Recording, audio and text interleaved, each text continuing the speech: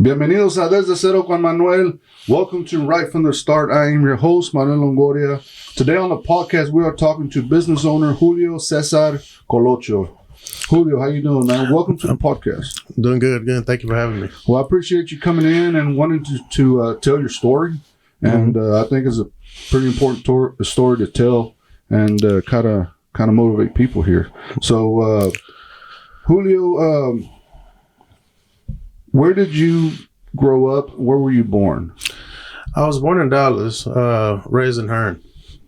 And I've been in Bryan for many years now. I can't even remember how many years, but I've been here for a long time now. So at what age do you come here to Bryan? What at what age? Yes. Oh, I want to say maybe around 19 or 20. 19 or 20? Mm-hmm. Okay. Tell me about your family. My family's they're from Hearne, Alvarados.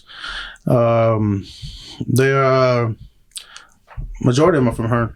But yeah, after the years, they all just moved around. So they're all over the Bryan, Navasota area now. Okay. So yeah. Your parents, tell me your parents' names. Mom was born she was born in Calvert. My father, he was from Salvador. Okay. So whenever they met in Hearne, moved to Dallas, got married. I had family shit. My mom had a sister living there at the time. So marriage didn't work out. Mom shifted back this way to Hearne, and that's how we ended up back over here. So what schools did you go to? I went to Hearne. Mm-hmm. Yes, okay. Sir. Yeah. Before we get going, I'd like to remind everybody to please subscribe to Desde Cero con Manuel on YouTube. Help us keep grow the channel and, help us get to that next level. Mm-hmm. Okay. Well, Julio, let's talk about your life. Let's talk about your childhood. Where did you grow up? I grew up in Hearne, and Hearne was what was it like growing up in Hearne? It was a very challenging town, man. Okay. My family had a. Why is that? Why was it challenging about? I had a big family. Okay. A lot of uncles who they carried a bad history, getting in trouble and Hearne a lot of fighting. So actually, one of the incidents that occurred that sort of landed me in the trouble that I got into was. One of my uncles killed a man in his early 20s. Okay. And what year was that? Do you remember? I can't recall the year. 90s, 80s? No, because I was born 80s. So I want to say maybe it was the 80s. Okay. I was a baby, I think. Okay. He murdered a guy in a bar fight. And was this in Hearne? This was in Hearne. Okay. Yes, sir. Well, that guy that passed, had a son. Mm-hmm. Which years later I ended up getting in trouble. We're going to talk about that in a minute. So yeah. So siblings, you got any brothers, sisters? I have one brother, no sisters. Okay. What's his name? Oscar. Oscar? Yes, sir. Is this Colocho as well? Colocho. Yes, sir. Okay. So when did you start to get into trouble? Okay. Well, let's talk about what this podcast is going to be about. It's going to be about you overcoming your life and doing something positive, right? Yes, sir. But before we get to that, we want to know, your previous life or what you did before that, and then how you ended up being a positive influence on people, right? Mm-hmm. So when did you start getting into trouble? I think I started around maybe 11 or 12 was when I started getting really heavily influenced by. I had another uncle who was real heavy in the drug game, and so he was sort of the negative influence that I focused on a lot because, the guy had the cars, the nice house, and all that. So I was misled. You know what I mean? Right. So I guess around that age. Well, what type of trouble were you getting into? What type of things were you doing? I was doing drugs at a young age, getting into fights a lot in school. Was it all in Hearne or? It was in Hearne. Mostly all my troubles were in Hearne. Later on as an adult, I started getting in trouble here too, bro. All right. Well, as a child, what was the worst thing that you did? That you can talk about? I almost killed a boy. Okay. And that boy was the son of the guy that my uncle had killed when he caught his murder case. And it was just, we were out hanging out one night, man. Group of kids show up wanting to fight one of my cousins, and everybody's getting into it, and then next thing you know, things just got worse, you know what I mean? And Yeah. And the kid tried to pull a knife on me, and I ended up swinging this. I can't remember if it was like a bar or something. I ended up hitting him in the head, and just things took a turn for the worse after that, man. Right. So how much did your friends influence you on the way you behaved, you acted? I mean, you know, they was it your friends, or was it the way you just grew up? It was just the way we grew up, man. You know, everybody around us were, you know, they were drinkers, smokers at a young age. They were all influenced by the gangster wannabe life. Right. You know what I mean? So did music influence you on the way that you acted? Well, I could say music had an influence. Right, It was, I mean, you know, music, you get hyped up around the right music. In the 90s, 2000s, music influenced a lot of gang activity, right? So did that happen to you as well? Definitely, man. Definitely. And I was into the gangster rap music a lot as a kid, so I can definitely admit that it had a lot to do with the influence. Right. Yeah. But yeah, man, I was hanging out with older guys. Okay. So they had a bigger influence on me also. You know, these guys were, you know, they were gang members. You know, they had their own gangs, but I never really got down with their gangs. It was just I was that kid that hung around with them. Right. And you know what I mean? Probably picked up some things from them. Oh yeah, man.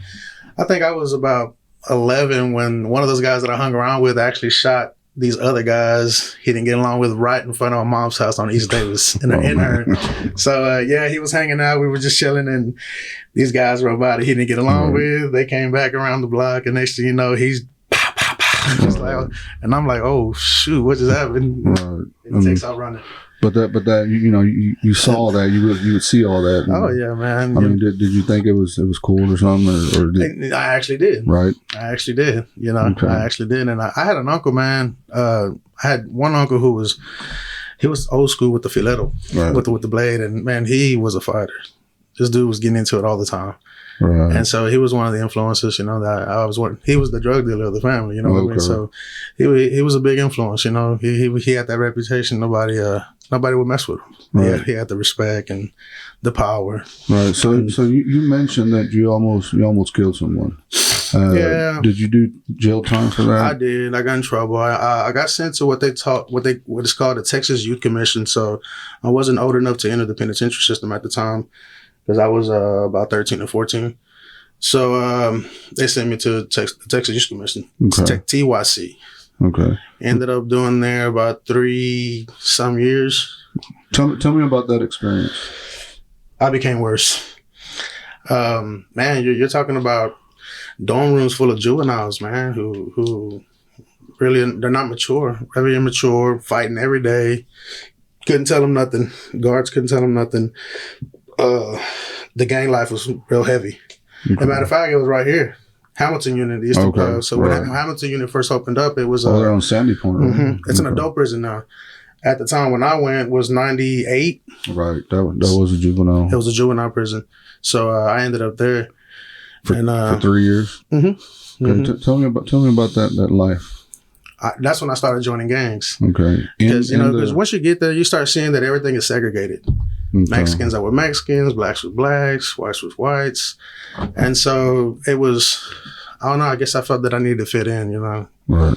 So I ended up joining the gang. Was it something that you think you needed to join in order to survive in there?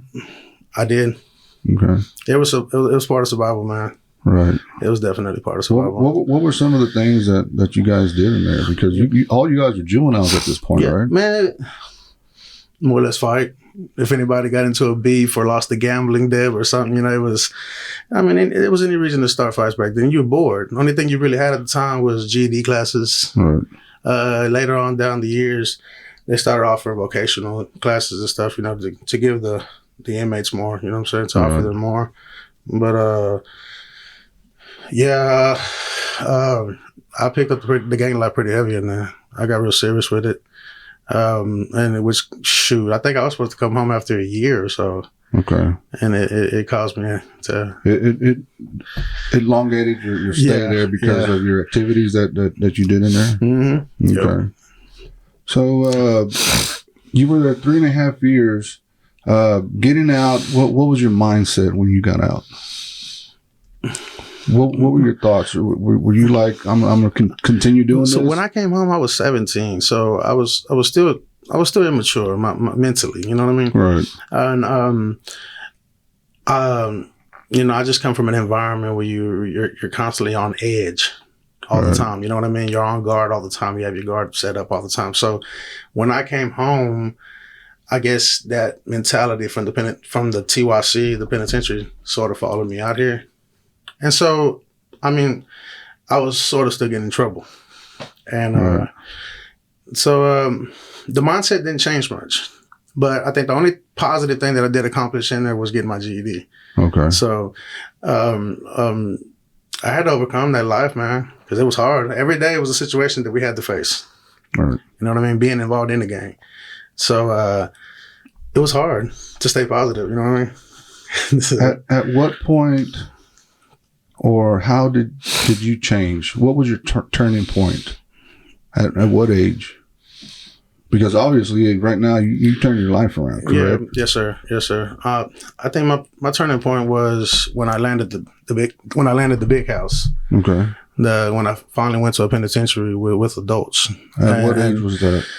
26, I want to say. Okay. 27. I left behind a wife at the time that I was married. This lady I was married to at the time. I left her home. I left her behind pregnant.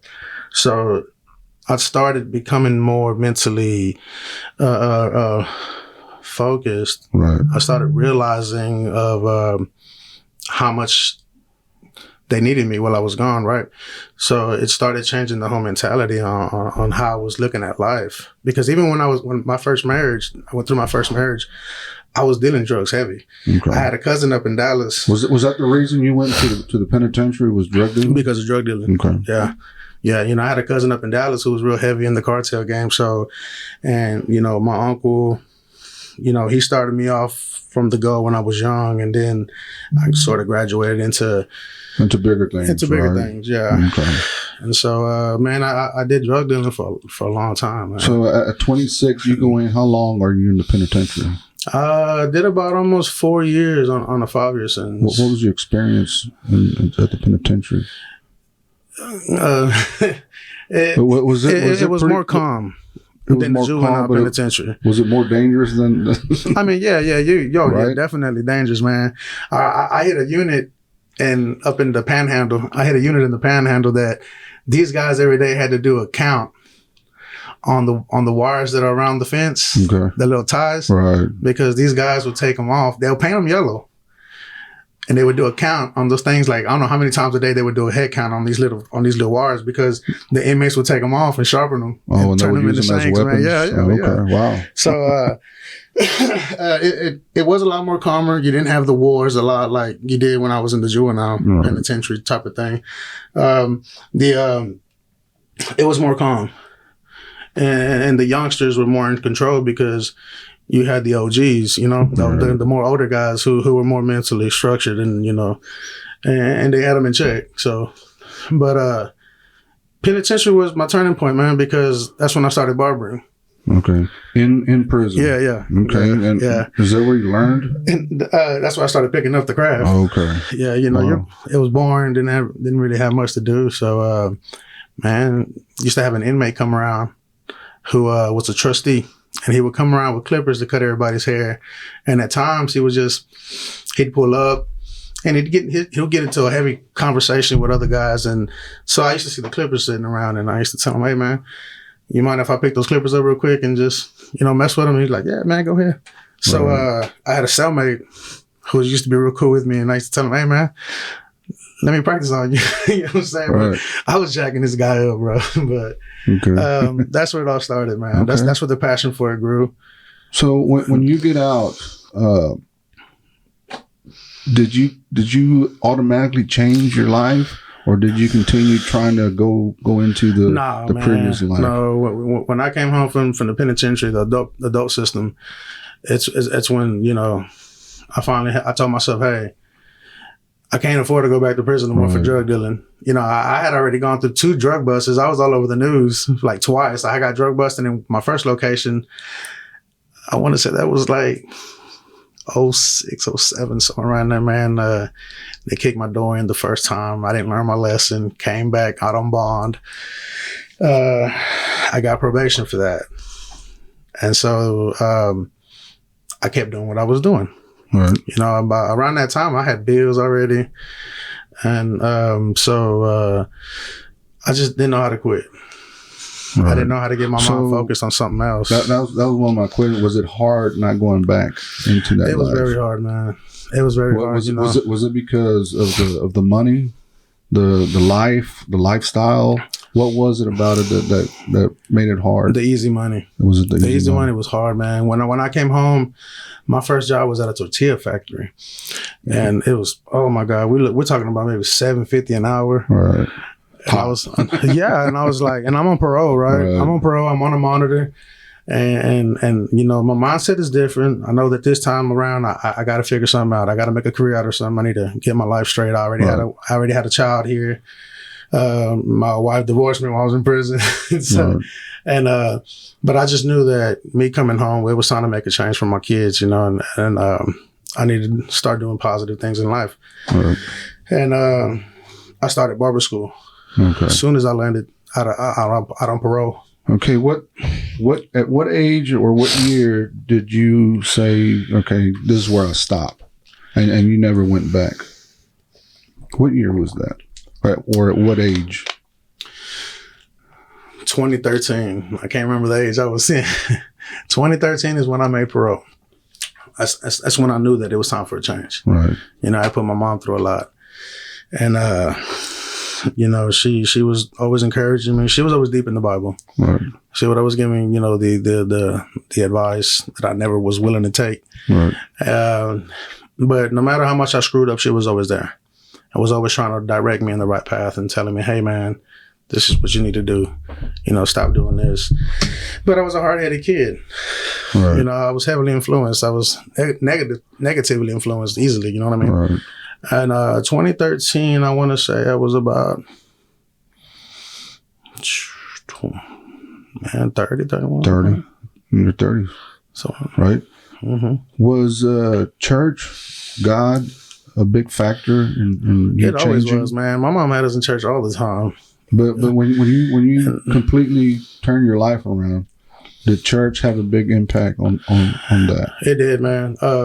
I was attending this church, and I got deeply involved. I started doing security for them. I started volunteering a lot. We started doing school haircuts, back to school haircuts at the church and all that. So I got myself involved a lot with the church. You know, okay, what church was this? This was Skybreak. Okay, Skybreak. Skybreak.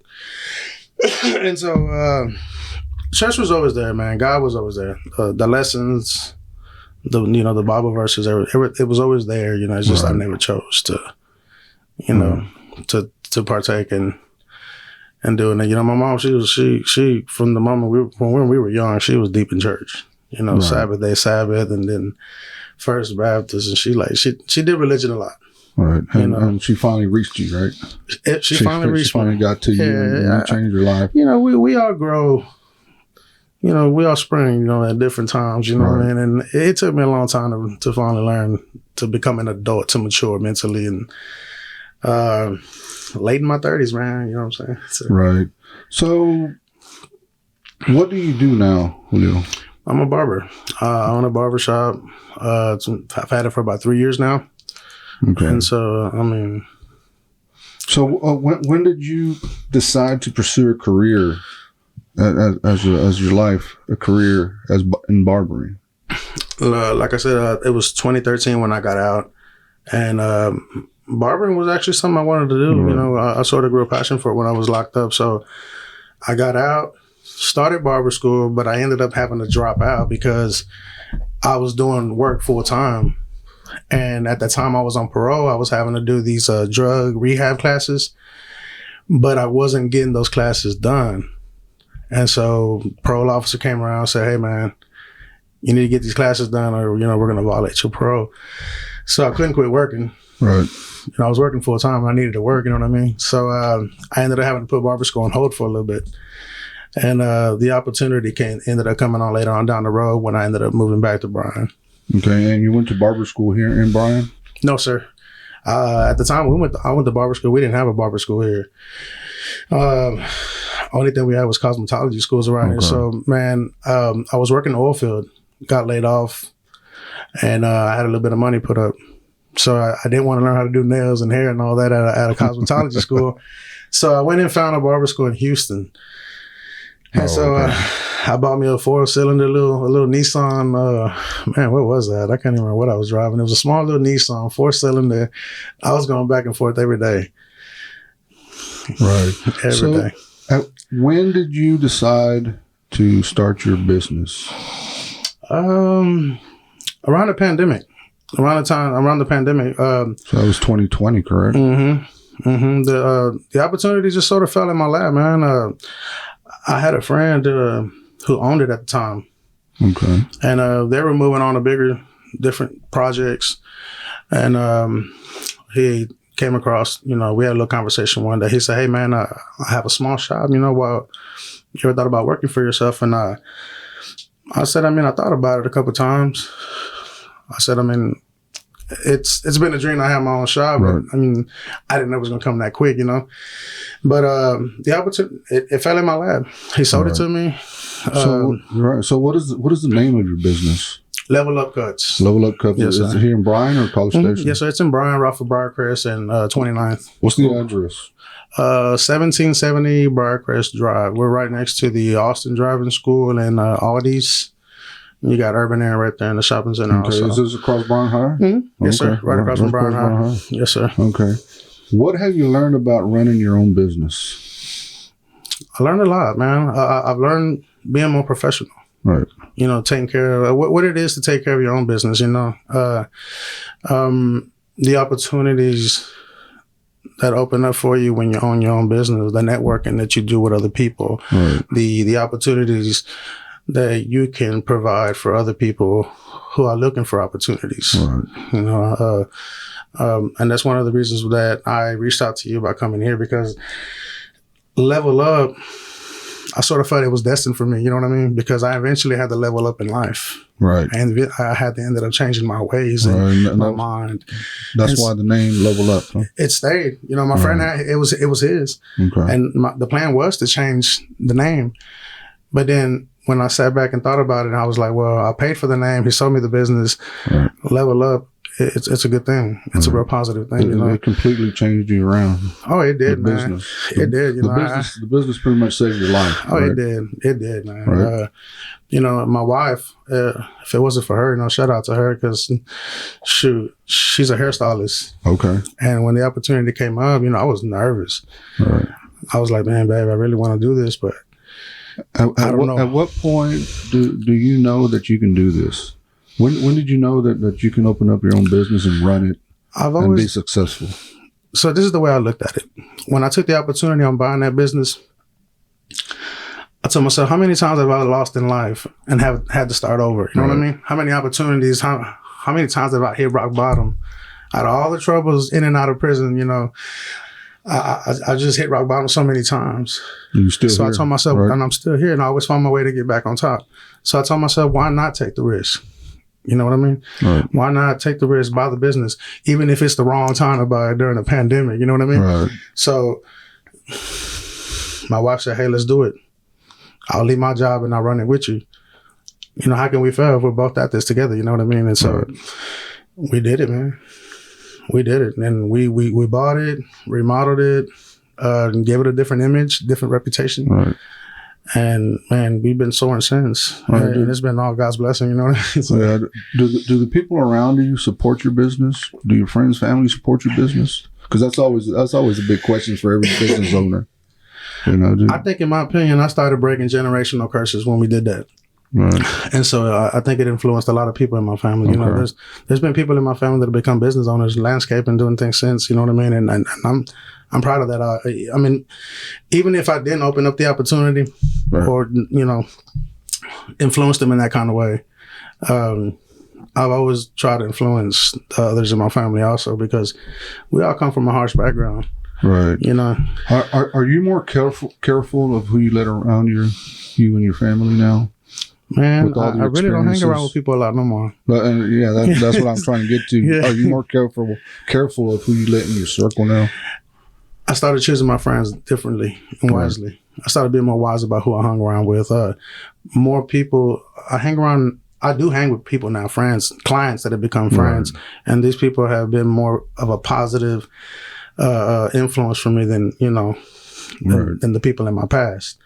And so, and those are the guys that I keep in my circle now because they're very positive. I can call them anytime, hey man, what do you think I should do about this? Or they always give me the positive advice that I need, right? Not the negative advice. Right. What I mean? So do you talk to other barbers in town and get advice? Yeah, man. You guys befriend each other and not look at each other's competition. I used to work for Mike, man. Right, Mike. I worked for Mike for years, man, and I worked for Jessica and Ramsey De La Rosa. So I've been around the town. Yeah, I worked for almost everybody around the town, and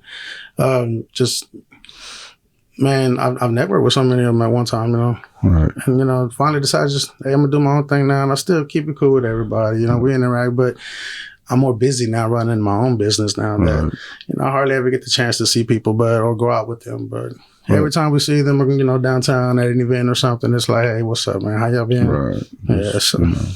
Pick each other up, man. And that's what it's about, right? Mm-hmm. What advice do you give to your friends?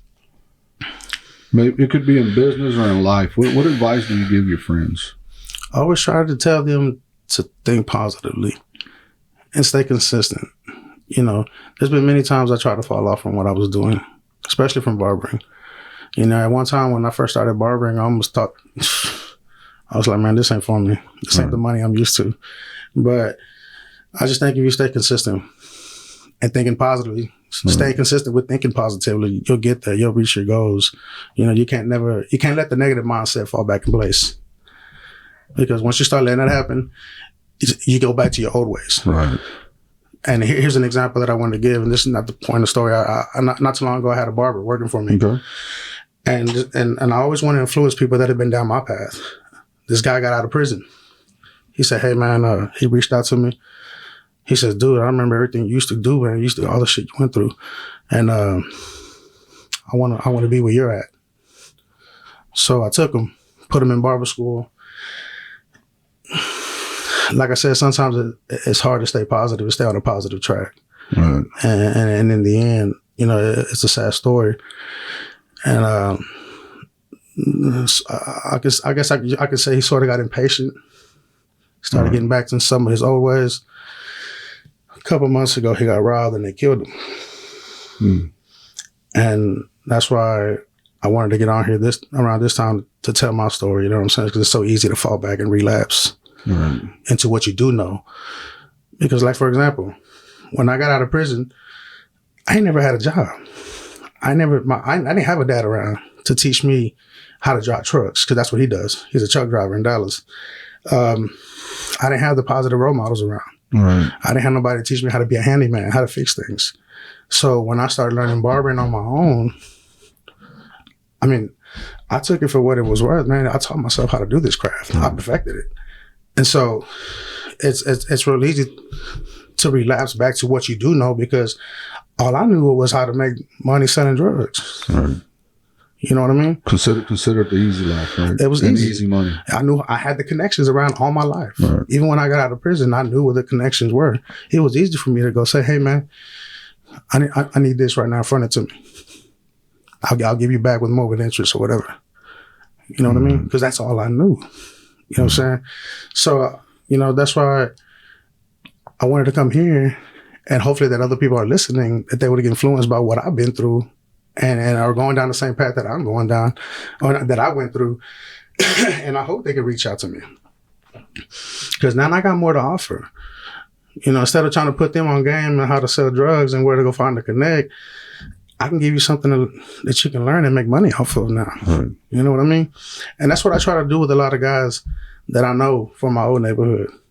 You know what I mean? I try to try to reach out and help them out, pick right? these clippers up, man. Let me show you how to cut hair. Let's make some money. Right. But like I said, it's not always easy. It's not easy getting away from what you know. Right. You know what I mean? Yeah. So I mean, what advice would you give to kids? Listen to your mom and dad.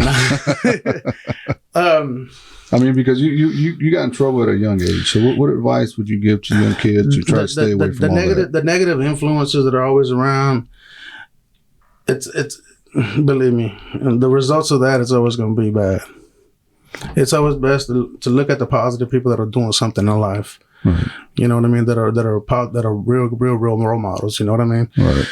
And learn from them. Learn from your father, you know, or learn from your mother. Learn a craft. Learn something that you can carry on in life. Because I didn't have that in my life. My mom grew up very poor. You know, she never learned anything in her life to make a career. They had to quit school at 6th grade to go and work the fields with with my grandpa. So they never actually learned something in life like a craft or a career or something, you know, a trade. A trade, yeah. And so I would always say just focus on the right people. Right. You know, don't be influenced easily by the gang life, the drug, the doughboy life, and all that. Because, believe me, man, I look back at all the years I wasted in and out of jail. Right. I'm about to be 40 years old, just now making a career out of my life. You know what I mean? But I'm grateful. And it's because I was a hard-headed child. You know, I was a hard-headed kid. I had to learn my lessons the hard way. I didn't learn by advice. Right. I had to learn from experience and going through bad experiences. You know what I mean? So, what would you like everybody to know about your experience, your whole experience? What's that main thing you want everybody to know about your experience? The negative and the positive. Well, I don't even know what to say. What was so positive about everything I went through? Only that I learned from those mistakes. Right. Negatively, I guess the positive side of it was that I actually made it alive out of a lot of situations. Because in my opinion, when I look back at all these situations that I got myself into, I should have been dead a long time ago. You know what I mean? And so you really got to think about the situations that you're going to face when you're so negatively influenced by people. You know what I mean? Okay. And tell yourself, am I going to come out of this alive, or am I going to make it out alive? You know, because going into a negative life, you're going to face real deadly situations. Right. You know what I mean? And I'm just grateful God, like, helped me get through it all. And, you know, nowadays I look at it and I tell myself, well, there's a purpose why I'm here today. There's a reason God let me live through all these situations. Right. You know what I mean? And there's been many times I wanted to get on like a podcast or something and tell my story and everything I've been through, man, because everything from the attempted murder case when I was young to the drug buses, the shootings, the fights, you know what I mean? It's just, man, dude, I look back and tell myself, dude, I don't even know how I'm alive now. Yeah, but you made it and you're here and now you can change those lives and you can be a positive influence on the whole community. Yeah, so, and that's why I'm always here. I'm always telling people, hey, man, if you ever need to learn a craft, learn a trade, and you think barbering is for you, you know, come give it a try. I've had many people come to my shop that I've trained. Some people have come back, some people haven't, some people have come to work for me, and it actually works, you know what I mean? Right. So I'm always here trying to set that example for others. Not just the people that have been down my path, you know what I mean? Even the kids that are sometimes influenced by my kind of lifestyle. Because some people get real, you know, they look at it like a movie. You know what I mean? They think, oh man, they think it's cool, but you know, once you start facing them bad situations, it's not all that great. It's real. It gets real, right? Oh, it gets real. It gets real. Well, Julio, what else do you want to add to the podcast? What else do you want to say on the podcast? Man, I just want to say I'm grateful for everything I've been through, and you know, I'm always down to learn with others, network with other people, to teach people, you know, what I've learned from the business side of barbering.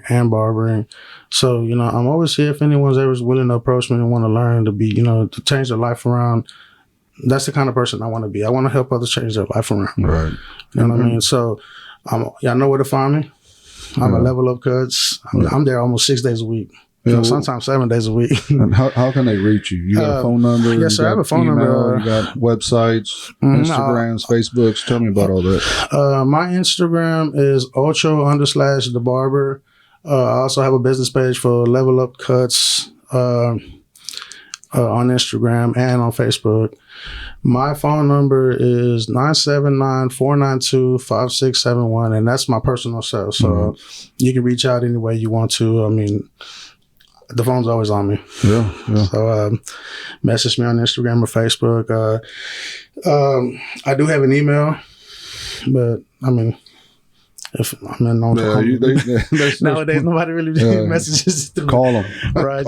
Just call me, man, or text me. Yeah, just text me. You know what I mean? But I just hope I can encourage someone out there, who's going through a hard time in life, who can't really figure out what their path is in life. Okay. You know what I mean? Hey, you never know, man. Barbering might be for you, because I didn't know barbering was for me. Right. You know what I mean? I went into it, didn't think, nobody in my family is a barber. Nobody in my family does hair. And I just tried it out one day, man. And I told myself, hey, you know what? I think this is something I can do for the rest of my life. Level up cuts. I have to level up in life. That's good. Well, before we go, Julio, you want to send some shout outs to anybody out there? Just shout out to my family, man. Shout out to my wife, who's always been so supportive. Christina, love you so much, man. If it weren't for you, I don't think I'd be here today where I'm at now. She's my, she keeps me in line. Okay. She's my everything. She keeps me in line, and she's my role model, dude. She's my role model. That's awesome, man. Yeah. And thank you for having me on here too. Julio, I want to appreciate you coming here, telling your story, being open. And I hope that whoever, listens to this, if they need to talk to you, or if they need to learn how to barber, they contact you. And that's what this is about, is just to spread the word in our community, right? That's what the podcast is about. It's about our community and even, further than that. Yeah. So whoever, watches this podcast and gets motivated by you and inspired by you, and, your door's always open, correct? Yeah, yes, sir. Definitely. I'm here. And shout out to you, man, because you're the reason why I'm here today. I've been following you lately, so and what you're doing here for the community is good. So I appreciate that. I was like, man, I like what he's doing. So I think this is where I need to start. I'm still learning this, because this is not my craft either. Hey, man, look, it made it to me. You know what I'm saying? I didn't know nothing about what you were doing out there until I started seeing you pop up everywhere. And then one of my friends, was like, hey, man, check this out. Yeah. I retired from boxing, and these guys like, you need to do something. Start a podcast, and here I am, and we never know where it's going to end up, and who's going to reach or help or whatnot. But we're here, and we're here to help, and I appreciate you being on the podcast, man. Yes, sir. Thank you. So before we go, I'd like to remind everybody to subscribe to the YouTube channel. It's free. You don't get charged, man. Subscribe to it. Share it. I need watch hours and likes and views and all that stuff, and we appreciate everybody who's watching already, and thank you. And Julio, thank you for being here, and we appreciate you. And you want to say bye to everybody and thank everybody. Well, thanks for everybody for tuning in. I appreciate you guys hearing me out, and I want to say thank you again, Mr. Longoria, for having me here. Absolutely, man. And thank you guys, and we see y'all next time. And thanks.